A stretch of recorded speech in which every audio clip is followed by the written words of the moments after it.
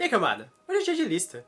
Eu sou o Gustavo Domingues, também conhecido como Rei Grifo, e hoje estou aqui para falar das 10 armas mais icônicas da fantasia. Não da fantasia em geral, né? Eu não tô falando de videogame, nem quadrinhos, nem filmes. Eu tô falando só de literatura, de fantasia. Então vamos falar as regras. Que armas que eu escolhi? A arma tem que ter um nome próprio ou ser icônica o bastante. Não precisa necessariamente ser mágica, mas praticamente todas são. Não são só espadas, apesar da maioria ser espada. Eu não necessariamente os livros precisam ser em português, então eu abri um leque maior de opções de armas icônicas. Eu escolhi as armas que eu acho mais legal, mais interessante, ou que tem um background mais interessante, não necessariamente as armas mais poderosas, apesar da gente ter umas armas bem poderosas como opção. Eu escolhi só uma arma por série, então tem algumas séries que tem muitas armas icônicas, muitas espadas, por exemplo, com nomes próprios, etc. E aí eu escolhi uma só nesses casos, mas eu vou falar mais quando chegar nas opções. Então, vamos para a lista? Número 10. Número 10 eu escolhi a Faca Sutil, da trilogia Fronteiras do Universo, do Philip Pullman. A Faca Sutil, que inclusive batiza o segundo livro, que ele é chamado de A Faca Sutil, ela é uma faca utilizada pelo personagem Will Perry, que ele é um personagem do nosso universo. Ele encontra essa faca, que é uma faca tão afiada que ela é capaz de cortar através de qualquer material, inclusive através dos planos. Então eles podem viajar de um plano para o outro, de um universo sobreposto ao outro, cortando a realidade com a faca. Então ela é uma faca tão afiada que poderia cortar a realidade e abrir portais para outras dimensões. Número 9. Número 9 eu escolhi o Snaga Descender. Snaga, ele é um machado encantado que pertence ao Drus the Legend. Ele vem da série The Draenei Series, escrita pelo David Gemmell. E ele aparece inicialmente no livro Legend, que é o primeiro livro da série, nas mãos do herói Drus. E ele é um machado encantado, que na realidade ele possui um demônio dentro do machado. Esse machado ele pode deixar o usuário louco, inclusive quando o usuário está lutando utilizando o machado, ele tem que se controlar, ou ele acaba matando todo mundo que houver ao redor dele, até não existir mais ninguém vivo. É aquele caso meio uma fúria berserker, que ele ataca até os próprios aliados. E o machado ele dá grandes poderes para o seu usuário, inclusive aumentando a velocidade dos reflexos dele, a velocidade mesmo dos golpes, e dando uma espécie de sexto sentido, fazendo com que ele previna golpes ou até ataques pelas costas que ele não poderia ver de outra forma. Então o Snaga é um machado, eu achei bem interessante isso, no lugar de uma espada, que foi utilizada na série do Draenei Series. Em oitavo lugar eu escolhi a Grace-Waldir, a Lâmina da Noite, que aparece no Chronicles of Amber, do Roger Zelazny. Ela é utilizada pelo Corwin, príncipe do Amber. O Corwin ele é pai do Merlin, pra quem não sabe, filho de Oberon, e ele é um cara lendário. E a Grace-Waldir, eles descobrem, na verdade, que ela é uma espada que foi forjada a partir de um anel encantado. Ela é uma espada gêmea de uma outra espada, que é a Espada do Dia. E a Grace-Waldir, a Espada da Noite, e ela tem um poder tremendo contra criaturas do caos e contra aparições. Grace-Waldir, uma coisa bem interessante sobre ela também, é que ela pode ser invocada em qualquer sombra. Então, o usuário ele apenas faz uma sombra embaixo dele mesmo, por exemplo, e depois ele deseja que a espada saia da sombra, e aí a espada pode estar sempre com ele, aparecendo em qualquer local. Ele pode invocar ela em qualquer lugar. Ela também dá habilidades para o usuário, como por exemplo, conversar com as sombras em Tir-Danor. Em sétimo lugar, eu escolhi... Isso é bem interessante, é discutível se é uma arma? Sim, é uma arma efetivamente. Eu escolhi a Varinha das Varinhas. Também é conhecida como a Varinha do Destino, a Varinha da Morte e a Varinha Anciã. E, claro, a Varinha das Varinhas vem da série Harry Potter, da J.K. Rowling. A Varinha das Varinhas ela foi feita com madeira de sabugueiro, e no coração dela existe o pelo do rabo de um trestalho, que é uma criatura relacionada à morte, que só quem viu a morte e aceitou os conceitos dela podem ver essa criatura.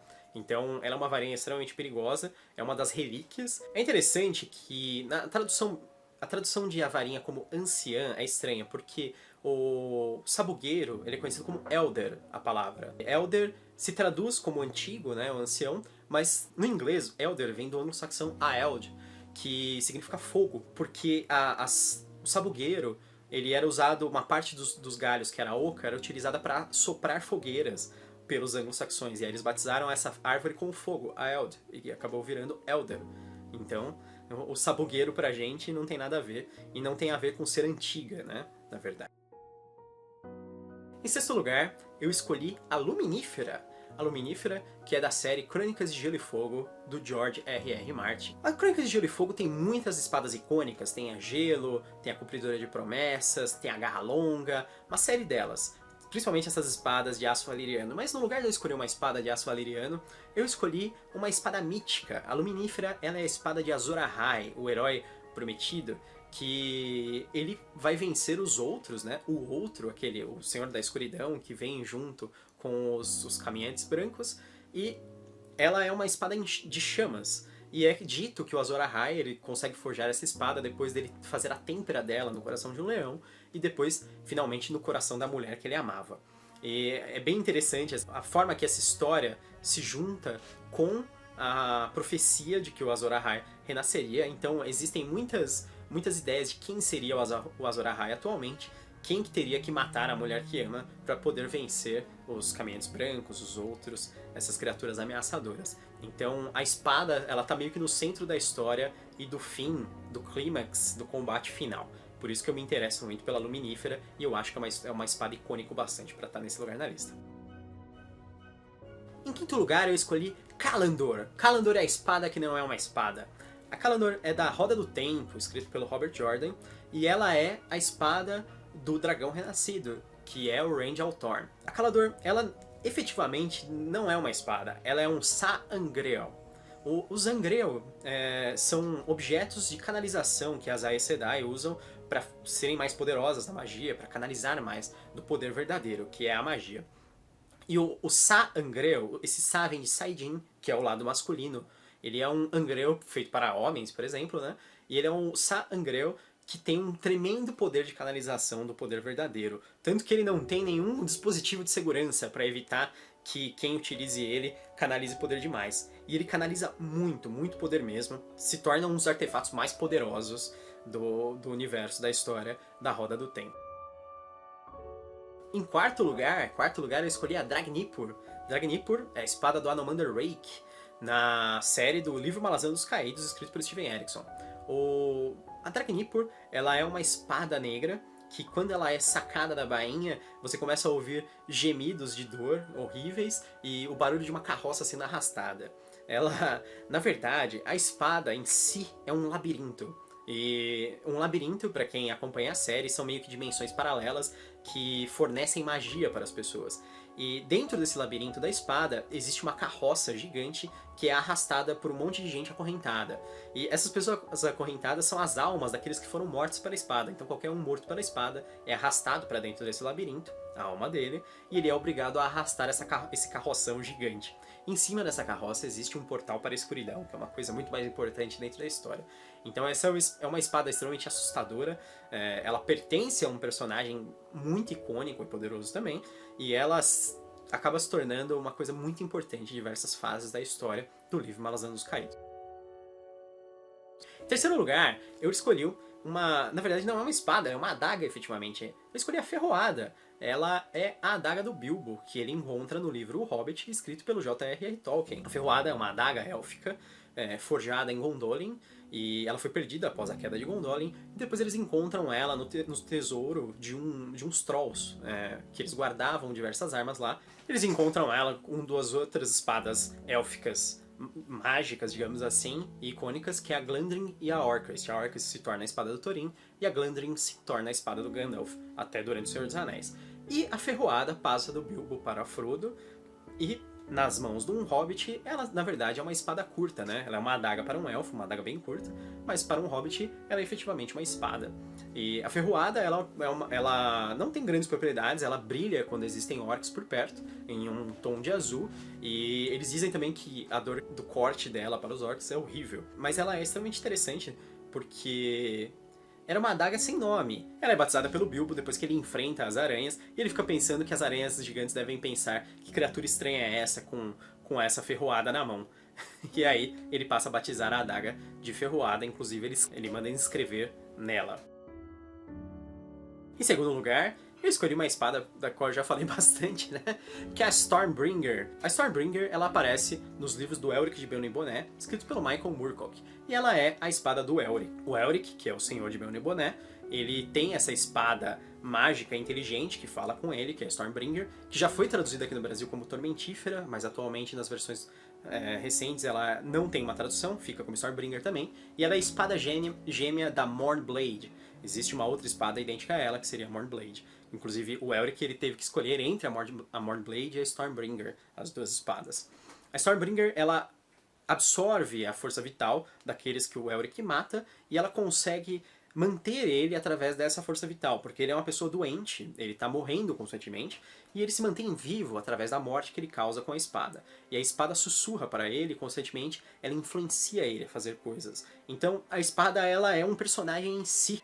Por isso eu acho que talvez ela seja uma das armas mais importantes, mais icônicas da fantasia. Inclusive a Dragnipur e diversas outras armas são muito baseadas na Stormbringer. As armas inteligentes, principalmente, são todas baseadas na Stormbringer. Em primeiro lugar, eu não podia escolher outra arma mais icônica que aparece em mais histórias da fantasia. Apesar de ser uma arma praticamente mitológica, ela aparece em muitas séries de fantasia. Eu escolhi a Excalibur. A Excalibur aparece em tantas séries, o Único e Eterno Rei do T.H. White, ela aparece no Crônicas de Arthur, que não é uma história de fantasia, apesar de ter toques disso, do Bernard Cornwell, ela aparece nas Brumas de Avalon, da Meryl Sigourney Bradley, ela aparece em todas as histórias que você pode imaginar.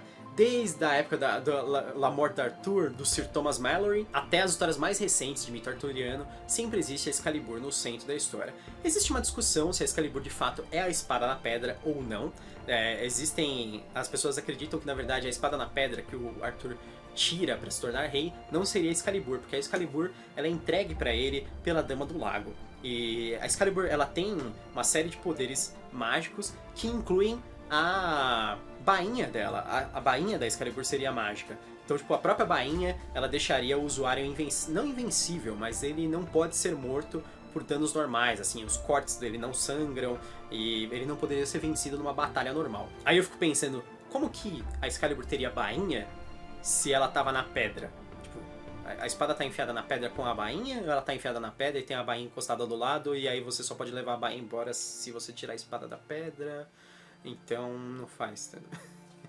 O mito arturiano mais recente acredita que não. De fato, a Excalibur vem da Dama do Lago. Inclusive, depois ela é jogada de volta à Dama do Lago quando o Arthur morre em todas as histórias. E ela é uma espada mítica que já recebeu os poderes mais variados nas histórias. A Excalibur, ela tem esse nome, que é um nome assim mais... O pessoal fala que é um nome do populacho, que é um nome bem popular. O nome original dela, me desculpe o meu galês, eu não sei falar galês, seria Caleidfoot. Depois ela recebe o nome latinizado de Caliburnus, e aí ela vai se transformando esse nome até se tornar Excalibur. Mas Excalibur, com certeza, é a arma mais icônica da fantasia, é uma arma que aparece em mais de uma história, inclusive tem até uma série de livros bem interessante aí, que tem a ideia de que a Excalibur foi derretida e reforjada em revólveres, e existe uma grande exploração dessa ideia. Então a Excalibur é uma arma quase onipresente quando você se fala em arma mágica, em arma icônica da fantasia. E acho que ela é a espada mais famosa, provavelmente. Tanto entre as míticas como as consideradas semi-reais, né? A Excalibur, teoricamente, seria real, se o Arthur foi um comandante real, ela teria sido a espada dele. Então, por isso que eu escolhi ela como primeiro lugar. Eu espero que você tenha gostado da minha lista. Se você gostou, curta e se inscreva no canal. Eu sou o Gustavo Domingues e bem-vindo ao Canavial.